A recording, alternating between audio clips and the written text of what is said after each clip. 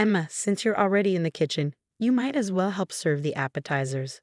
My mother's voice carried that familiar tone of dismissal as she adjusted my sister Victoria's designer dress. The catering staff is short-handed, and you know where everything goes. I stood there in my carefully chosen evening gown, a glass of untouched champagne in my hand, watching as my family transformed our childhood home into a shrine to Victoria's engagement.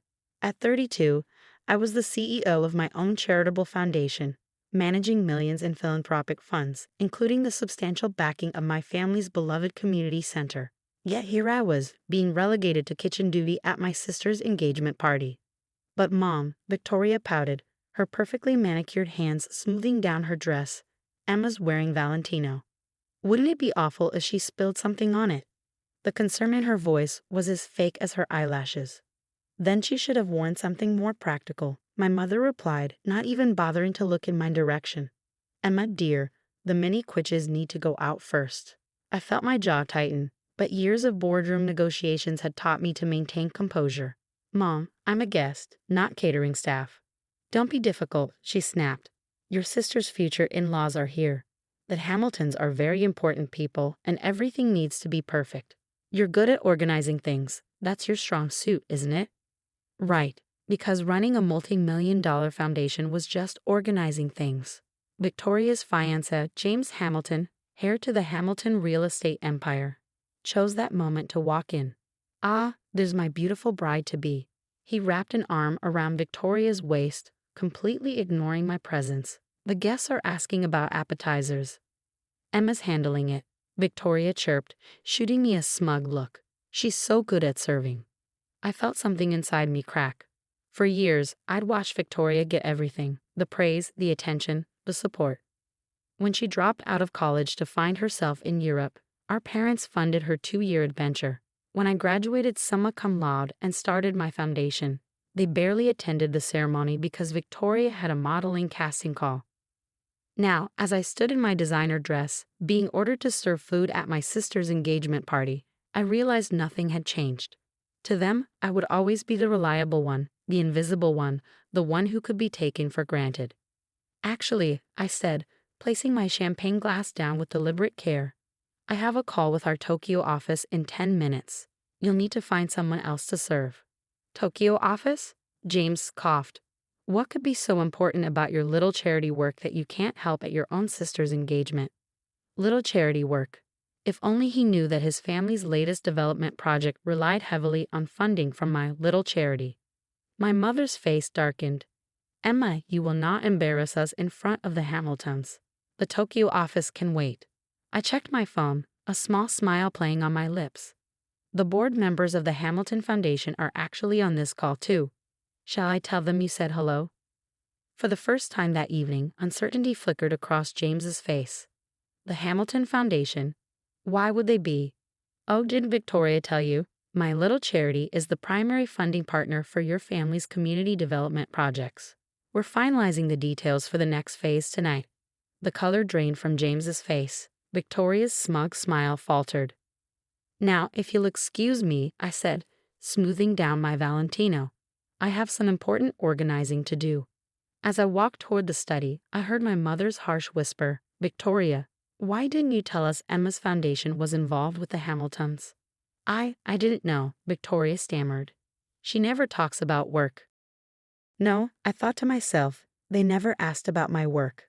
They were too busy planning perfect parties and managing Victoria's image to notice that their reliable daughter had built something significant. In the study, I closed the door and sat at my father's old desk. There was no call with Tokyo, not tonight anyway. But as I opened my laptop and looked at the funding approval for the Hamiltons' latest project sitting in my inbox, unsigned, I realized something had shifted.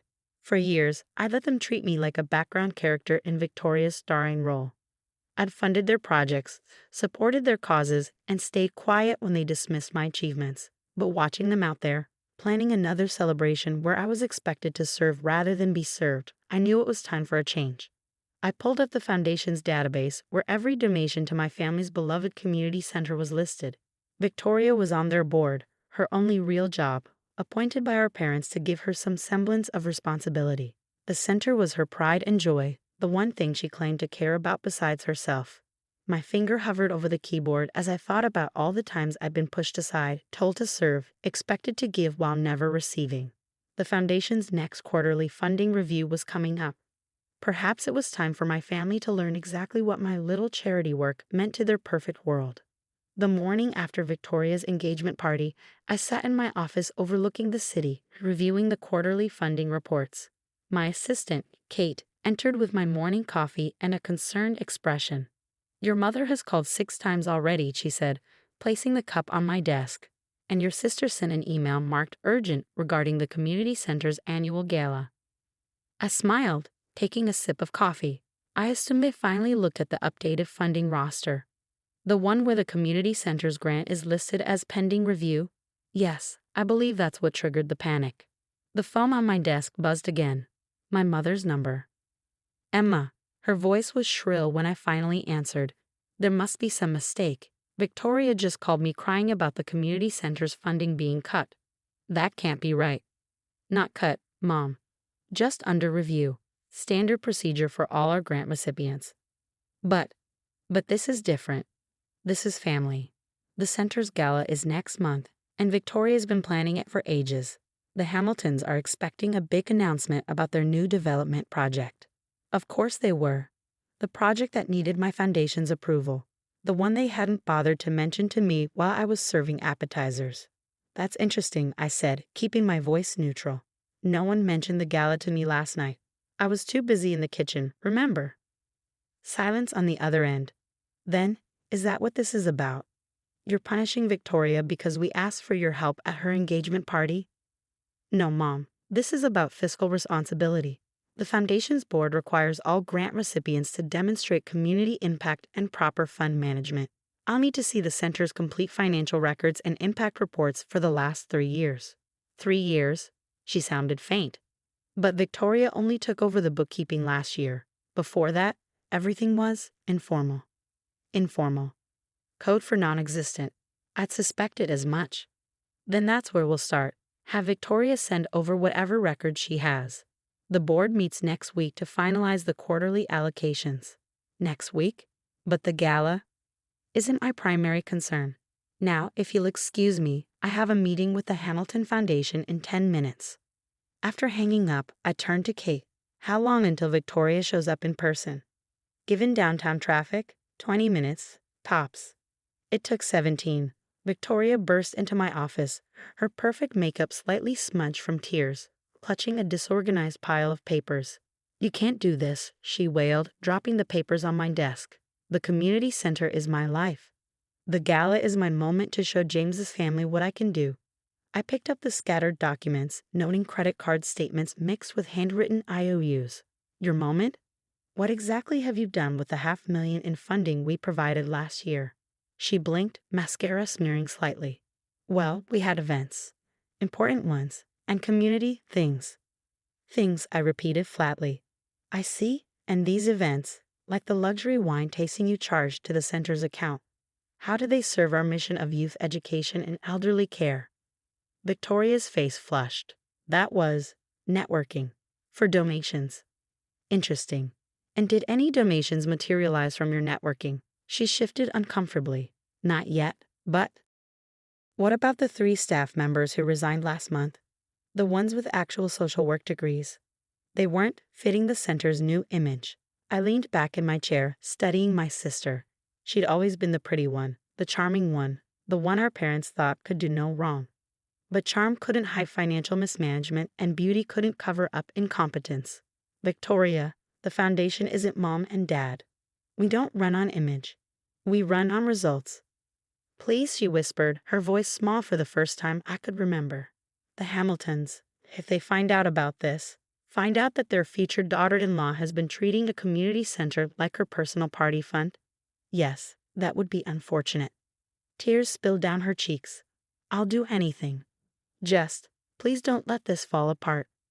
I looked at my sister, really looked at her. Behind the perfect makeup and designer clothes, I saw something I'd never noticed before. Fear. Fear of being exposed as less than perfect, fear of losing her carefully constructed image. "Anything?" I asked, raising an eyebrow. She nodded desperately. I pulled out a folder I prepared earlier. The foundation is implementing new oversight measures at the center. You'll step down from the board, effective immediately. We'll bring in professional management and you'll spend the next 6 months volunteering. Actually volunteering, not networking, with our youth programs. Volunteering? She looked horrified. But my schedule is suddenly very open. Unless you prefer, I share these financial records with the Hamilton Foundation. Victoria grabbed the folder, her hands shaking. When do I start? I smiled, thinking of all those times I've been told to serve, to help, to stay in the kitchen. Today, the after-school program needs help serving snacks to the kids. Try not to spill anything on your designer dress.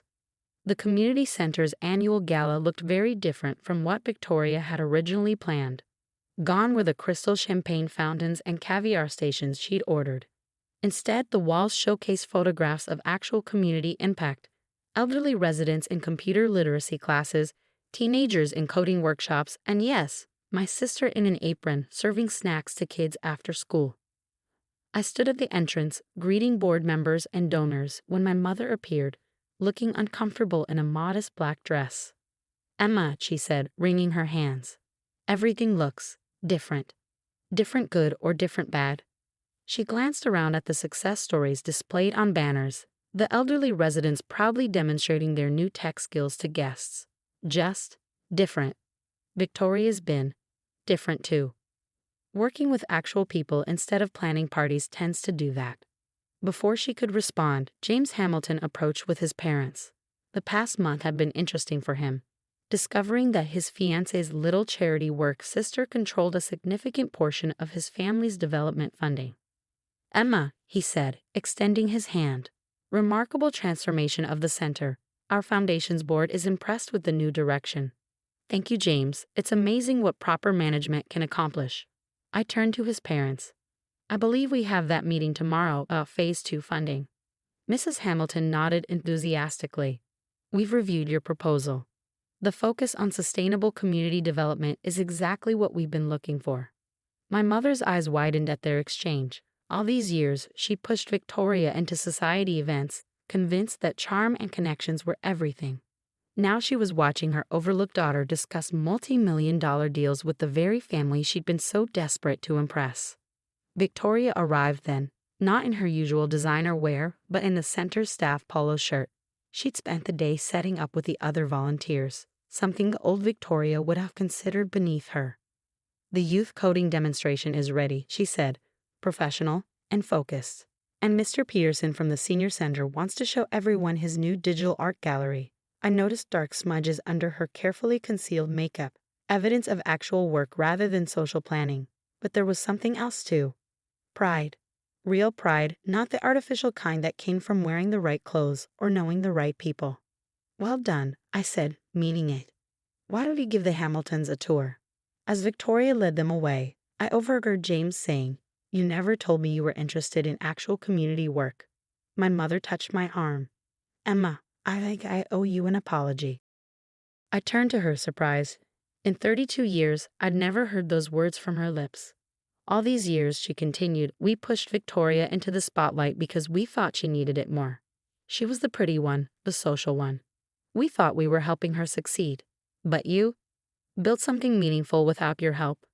She flinched. "Yes, and we didn't see it. Worse, we took advantage of it. Used your success to prop up Victoria's image. Made you serve at parties when you should have been the guest of honor." I watched Victoria across the room, earnestly explaining the center's new programs to potential donors. "Sometimes serving others is exactly what we need to grow." "Is that why you did this?" Made her volunteer instead of just cutting the funding. I smiled. "The foundation isn't about punishment, Mom. It's about impact." Victoria needed to learn that real value isn't about appearances. Sometimes it's about getting your hands dirty. Later that evening, as the gala wound down, Victoria found me in our old favorite spot, the center's small kitchen. "There's something I need to say," she began, fiddling with her name badge. "I've been awful to you. For years. I took advantage of your success while mocking your work. I let my fiancé disrespect you. I watched Mom and Dad treat you like the help, and I enjoyed it because it made me feel special. And now?" I asked, genuinely curious. Now I understand what you built. These past months, working with the kids, seeing actual changes in people's lives. It's real. More real than all the parties and connections I thought were so important. She took a deep breath.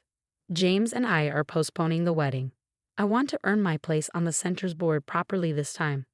Learn the business side, understand the impact metrics, maybe even get that social work degree I dismissed before. I study my sister, seeing determination replace the old entitlement in her eyes. The foundation is always looking for qualified program directors. Really? Hope flickered across her face. You'd give me another chance. No, I said firmly. You'll have to earn it. But this time, I'll know you're doing it for the right reasons. Victoria nodded, then gestured to the kitchen around us. Remember when Mom made you serve appetizers at my engagement party? Hard to forget. Well, the next time we have a family event, I'll be right here with you in the kitchen. Not because anyone made us, but because sometimes the best way to lead is to serve.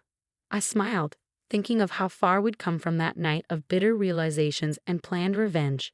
Sometimes the best revenge isn't about destroying someone's world. It's about helping them build a better one. Come on, I said, handing her an apron. Let's help clean up.